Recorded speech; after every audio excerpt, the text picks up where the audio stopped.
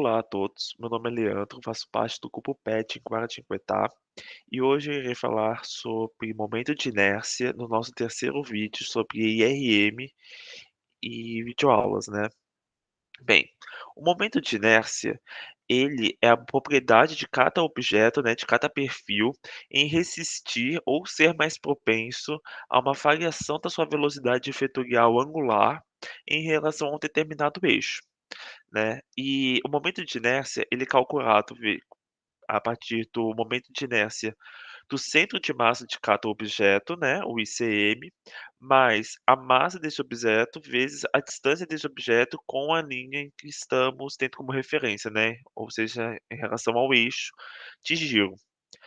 O I do centro de massa, ele varia para cada tipo de perfil, né, sendo que existem diversos tipos de perfil e sendo que cada um vai ter a sua própria equação.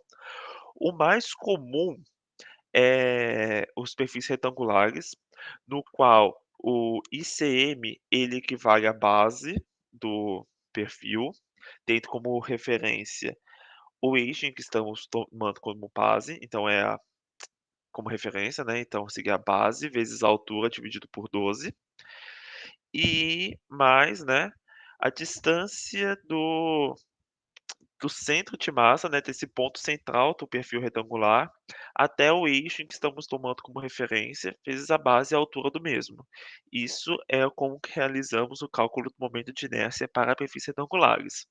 Aplicando um pouco mais esse conceito para ter uma noção de como que varia a tomada de referência entre relação ao eixo x e y, iremos desenvolver um exercício no qual iremos calcular o momento de inércia em relação ao eixo x e ao eixo y deste perfil. Aqui estão as cotas dele, e aqui agora iremos realizar o momento de inércia em relação ao eixo X. Como você pode perceber, esse é um perfil um tanto quanto composto, né, ele não é algo segmentado, contínuo, né, como posso dizer, ele não é um perfil robusto, né, por exemplo, um quadrado ou um círculo, porém ele é a somatória de diversos retângulos. Logo, para calcular o momento de inércia dele em relação ao eixo x, y, qualquer outro que você tenha como referência, fica mais fácil você seccionar sempre o perfil para você achar as geometrias que são mais fáceis de você encontrar numa tabela de na tabela para o cálculo do ICM, né, do centro de massa. Então eu peguei aquele perfil e seccionei em 3 partes, né, em 3 retângulos. E tendo como base que o momento de inércia de um retângulo é a base vezes a altura ao cubo dividido por 12, mais a distância dele vezes base vezes a altura, né, temos que para esse retângulo central aqui, a base dele vai ser 400, né, porque aqui é 600 ao todo, porém 100 está nesse retângulo, outro 100 está nesse, ou seja, deste ponto até este ponto temos 400 milímetros. Então 400, que é a base, vezes a altura dele, que é 100, ao cubo dividido por 12, esse aqui seria o ICM, né, o momento de inércia em relação ao centro de massa dele, mais a distância do centro de massa ao eixo que estamos tomando como referência, que é o eixo X. Como o centro de massa dele está em cima do eixo que estamos tomando como referência, o valor é zero. Então por isso que eu coloquei zero e futuramente até vamos descartar essa parte da equação. Agora, aplicando o conceito para esse retângulo azul, temos que a base dele já não é a mesma. O valor dela em relação ao eixo x é 100, né? Aqui é 100. E a altura dele é 400, né? Que são esses 300 mais esses 100. Então temos 100 vezes 400 ao cubo dividido por 12, mais 150. Por que 150?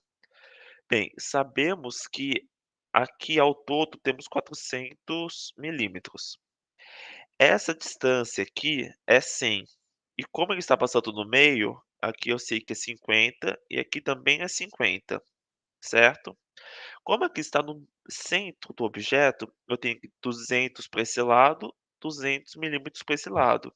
Como 50 já está aqui, para completar os 200, eu tenho que ter 150 aqui.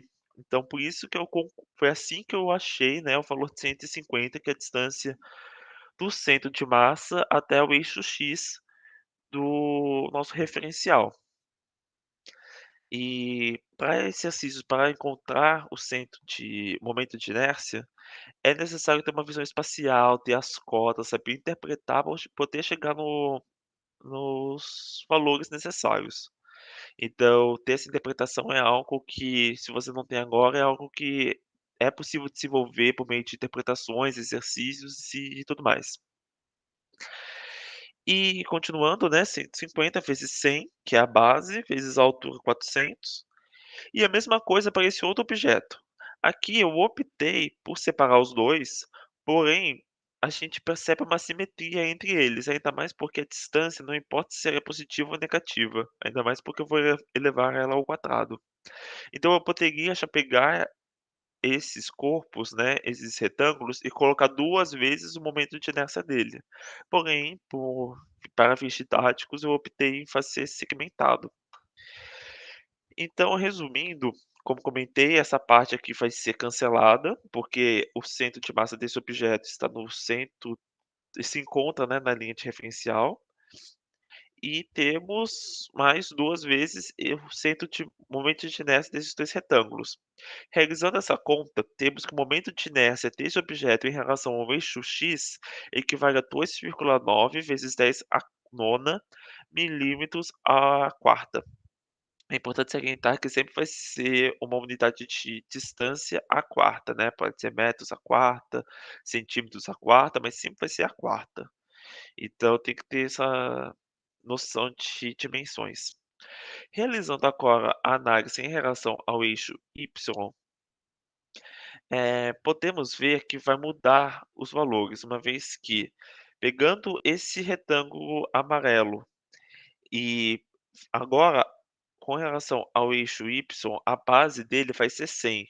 Imagina que eu tenho esse daqui, a base vai ser essa distância aqui de 100. Então é 100 vezes 400, que é a distância aqui, né, essa altura, ao cubo, dividido por 12.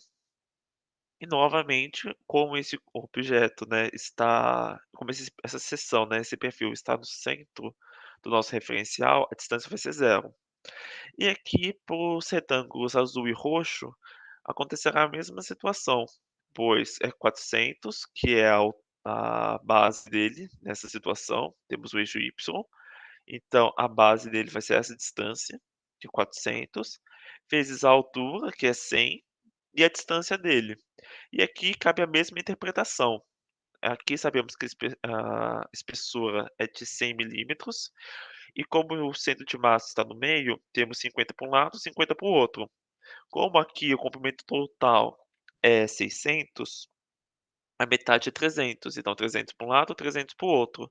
Tiro 50 dessa espessura, tenho 250 milímetros, que é a distância do centro de massa até o eixo Y. Então, 250 vezes a base, que é 400, vezes a altura, que é 100. E a mesma coisa, esses perfis são similares, então eu poderia até colocar tudo vezes 2, mas para fins didáticos optei em deixar separado. Então, realizando esse cálculo, vemos que o momento de inércia desse perfil equivale a 5,6 vezes 10 à nona milímetros à quarta, novamente a unidade, né, elevada à quarta, né, uma unidade de distância. E vale ressaltar que aqui temos 2,9 vezes 10 à nona. Aqui temos 5,6 vezes 10 à nona.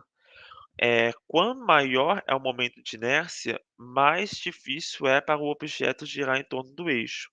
Com isso, podemos concluir que é mais fácil o giro em torno do eixo do eixo X, perdão, do que o giro em torno ao eixo Y, né, deste perfil. Mas isso é um assunto que seria bem mais estudado em matérias futuras, como resistência dos materiais. Espero que o vídeo tenha sido claro e qualquer dúvida estamos à disposição aqui no Grupo PET e estamos disponíveis em qualquer rede social e tudo mais. No mais, obrigado pela atenção e fico à disposição.